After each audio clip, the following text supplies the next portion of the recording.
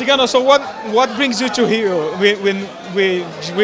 We saw recently that you're going to do Dance with the Stars here in Brazil. We caught everyone by surprise. You're not the type of person that will look at and imagine a dancer. What was your reaction when they invited you to be part of this show in Brazil? I was surprised, but I was happy. You know, it's a big show here in Brazil. Everybody loves to watch this show, so for me it's like a privilege to be part of this, you know. And I'm happy, you know. Right now, everything what I want to do is to learn how to dance. That's the first step. But then, you know, put on a good show, you know, for everybody in TV. And I hope everybody enjoy it. When I did a story once in the past, interviewing a lot of fighters' wives, I spoke with your wife, and she said that you used to sing a lot at home. But are you the type of person as well to dance at home, or you're just a singer? Just only a singer, yeah, because yeah, I like to sing. You know, music is the is the beauty of this world. You know, and I love singing, especially in the shower time, but not dancing. You know, I never thought I would be dancing on TV one day. You know, and it's happening right now. But I'm enjoying every step. You know, we are in the first week right now, so not many things are happening still. But I'm ready, man. I'm ready to go there and put on a good show, like I said. And I hope people enjoy it and root for me. We've seen some UFC fighters in the past being part of this show. In Brazil, we had your friend Big Nog. In the US, we had Paige Van Zandt and we had Chuck Liddell. Paige Van Zandt did great, but the other ones didn't do so well. Did you talk with your friend Big Nog about getting tips on how you're gonna do in this show, how you gonna prepare to do well in this as well as you do in fighting? Yeah, before accepting the challenge, you know, I spoke to Big Nog, and he said, "Man, if I can give you an advice, you know, it would be for you to accept it, because it's huge in the whole Brazil. You know, everybody's gonna be watching you, and they will know you. You know, so it's huge. You have to be part of that. You know, if they want you to be part of that, you just go. You know, so yeah, I watched some of the competitions that Paige Van Zandt participated back in the day, and she's a dancer, yeah. But I'm not a dancer. I'm not gonna do that well. But I'm trying my best. I'm trying my best to learn everything what I can. And the hardest thing right now is to put everything together, you know. But like I said, my teacher, my partner, you know, Ana Paula, she's great. You know, she has a lot of patience, you know, to teach me the things. So it's a very important part. How are you planning on balancing the dancing training and MMA training for your next fights? How are you gonna work things out? Well, yeah, before accepting this challenge as well, you know, I spoke to my coach, and he said, you know what, it's going to be actually a good thing for you, you know, because you are a heavyweight that moves a lot. So dancing will kind of increase those abilities on you. So, yeah, even if I have a next fight very soon, you know, I'm going to be fine, because dancing will be part of our preparation. There's a lot of talk. A bunch of Russian outlets have reported that it's in the works a fight between you and Alexander Volkov for the UFC events in Russia. What was the state of that? Is that fight really going to happen? We were spoken about that fight, you know, with the UFC. I think it would be a great fight to do. You know, everybody knows me, and everything what I want to do is to keep fighting, to keep, making things happen in my life, you know. And right now, a fight with Volkov would be great.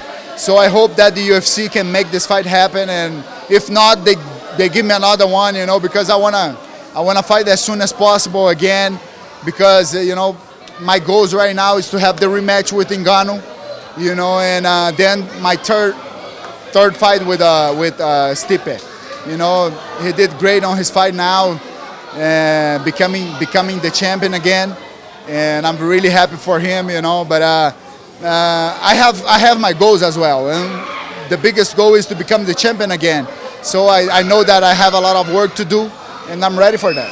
What are your thoughts on Volkov as a possible opponent? This clash of styles, this matchup. Do you like this fight for your next? Yes, I think yeah, Volkov is a very tough guy. You know, he has he's tall. You know, he has great skills. So I think it's the type of fight that people enjoy watching. So I think it would be a great fight, and I hope, like I said, you know, the UFC make it happen. There's a UFC event in Brazil, in São Paulo, a week after the event in Russia. You've been talking about, you had signed to fight in São Paulo once against Miocic, but it didn't happen because of an injury. Did you think maybe trying to push that fight to São Paulo instead of doing it in Russia? Because you're one of the few UFC stars in Brazil that haven't had a chance to fight here yet. Is that something that you really like to do? Sure, I think it would be great, you know, to fight here in Brazil. Actually, I didn't know that, you know, you're telling me now. I wasn't, you know, making that, thinking about that, you know. But I think they're doing this fight in Russia. This fight would be in Russia because of Volkov, you know, and Russia is kind of a new market for the UFC, you know, so I think it's big for them. But I don't really care where I'm fighting or against who I'm fighting, you know. Everything what I want to fight one more time is to keep fighting, you know, to keep fighting more often, you know, at least 3 times per year. So whatever happens, you know, if they give me this fight with Volkov, that's fine to be in Russia. So if not, they find someone else, and they can put me to fight here in São Paulo, Brazil. You were doing a scrum in Portuguese before we started this interview, and you were talking that you only have one fight left in your deal with the UFC. Do you feel that maybe this negotiation period is what's stopping the UFC from making this fight official right now? You and Volkov. How's this negotiation period going right now with the UFC? Yeah, my attorney, my everything, you know, Anna, she takes care of everything for me. She's already talking with them, dealing with actually talking with the UFC, you know, and trying to see what's gonna happen, you know. Yeah, I have, I think, one fight still on my contract, you know. So this fight would be the last one, or maybe one more. I'm not sure right now, but Anna is talking to the UFC already. And I don't know if it's a issue, you know, to make this fight, my next fight happen. But you know, I don't really put my attention on this. You know, I think the UFC needs to keep things going on, and you know, everybody will enjoy watching my fight. You know, I'm always there to knock people out or to give people a show. You know, sometimes the fights goes faster than I would like to, but I'm always there to put in a good show for everybody. You know, everybody knows this, and they are there to watch me, and I think the UFC knows that, and I hope they can make everything happen as soon as possible. Do you think that maybe you being a former champion, you're being a big name, and everyone loves to watch fights because you always put on exciting fights? Do you think that maybe this is the moment to maybe test the market, to test the waters, see what other promotions might bring to the table and offer you? For me, man, I don't need, like, we have actually this type of thing happens all the time. You know, they are always there asking questions and thinking about this, thinking about that, talking with Anna and talking with me, you know. So yeah, whatever happens, you know, I have many opportunities, I believe, you know. But of course, the UFC is the biggest organization in the world, you know, and I still have a lot of things to do in there, you know, especially, you know, some good rematches with some guys. So and yeah, I don't think I think it would be great, you know, to keep going inside of the UFC. So let's see what's gonna happen, you know. Well, these days there are so many other shows around there. UFC is still the biggest, but there are so many other shows around, you know, and even boxing. There is many guys trying to fight boxing now. You know, I'm a boxing guy. Everybody knows this. One more time, I said I would, you know, after the win, after recovering the belt, I would challenge a boxing fighter for a fight. You know, and I think it's gonna take a little bit more time to happen, but because of my last fight. But it's all in my plans. I'm just 35 years old. You know, I take care of my body. I take care of myself. So I still have a long career to go. It's no secret that you wanted to win the belt back, but you've talked that maybe your next goal is Francis Ngannou because you want to rematch with him. What makes you so eager to get that rematch against him? Man, look, I was kind of, you know, I was fighting against a big guy. Everybody's talking about the power of Ngannou. I knew, you know, he had a lot of power. But at the beginning of the fight, I felt so good, you know. He kicked me twice. I blocked the kicks twice. And I kicked him back twice again. One of the kicks, he went down. And the other one, he fell, you know. Then I punched him on the body. And his eyes were kind of open, you know. And then I felt so, my strategy wasn't to try to knock him out at the beginning. It was to move a lot and throw a lot of punches, you know, and make him like follow me, you know, make it a longer fight. But then I felt so good, and I saw his kind putting his arm down, you know, and I said, oh my gosh, this is my time. And I threw that overhand right, and that was the biggest mistake, you know. That wasn't part of the strategy, and that exposed myself for his punches, you know. Because he has a long reach, everybody knows that. And once I finished, I put all my power on that on that overhand right. And once I finished the punch, he connected a little punch right in my ear, and I should come back, you know, from the punch, go backwards, but I couldn't. And then I gave my back to him, and he kept punching, and he won the fight. So it was, you know, I'm not taking anything away from him, you know, but it was a lucky punch.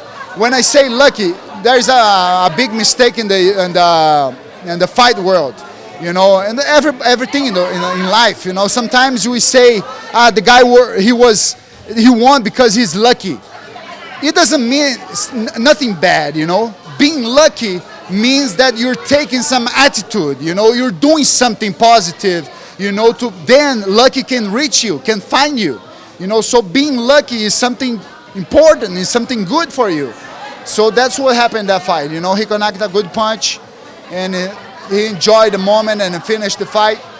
But he's not better than me.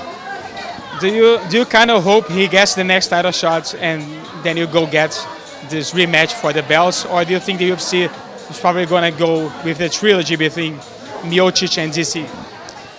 I think this trilogy, Miocic DC, doesn't make any sense. You know, Miocic proved he's the champion.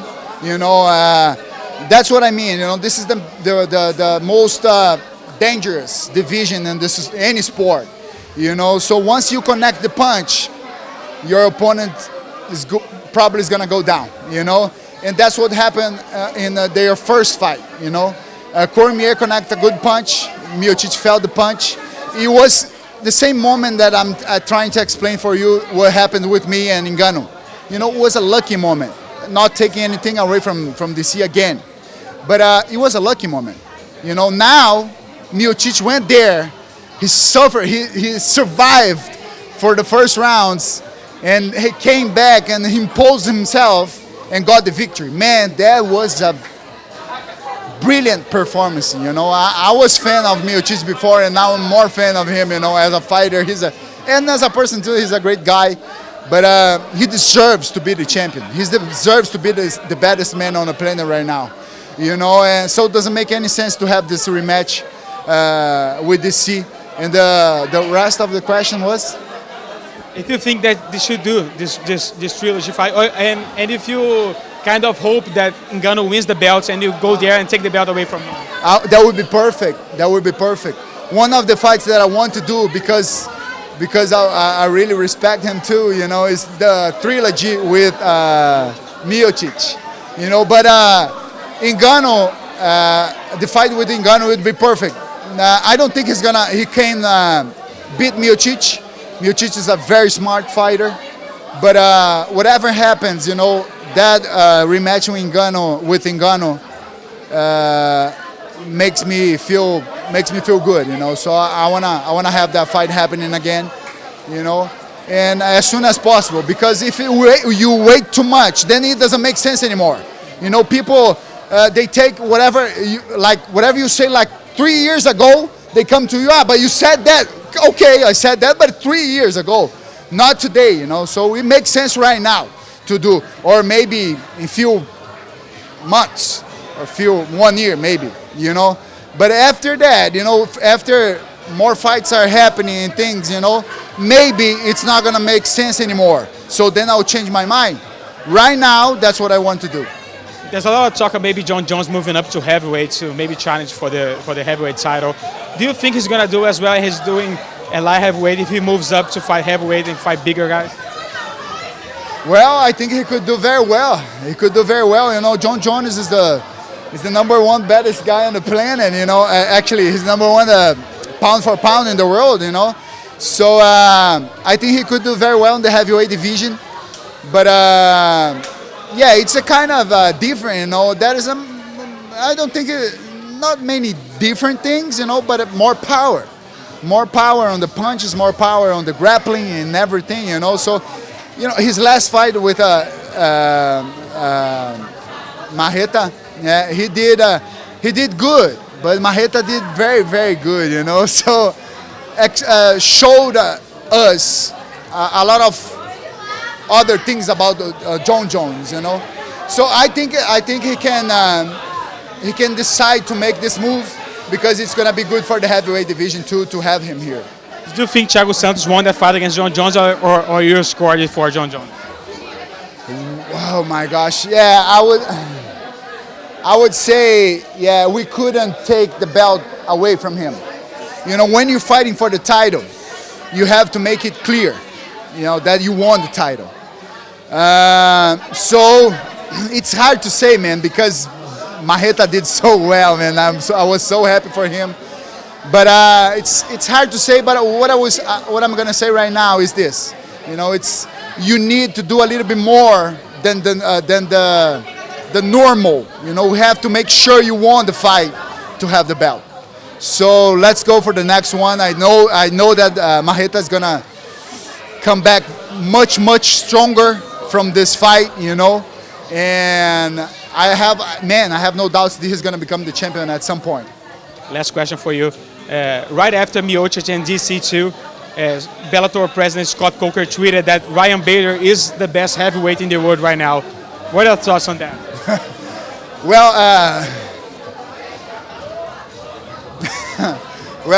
I think, you know, I disagree. You know, I think Ryan Bader is a great fighter, but I disagree that he's the best. He's not the best. Miocic is the best right now.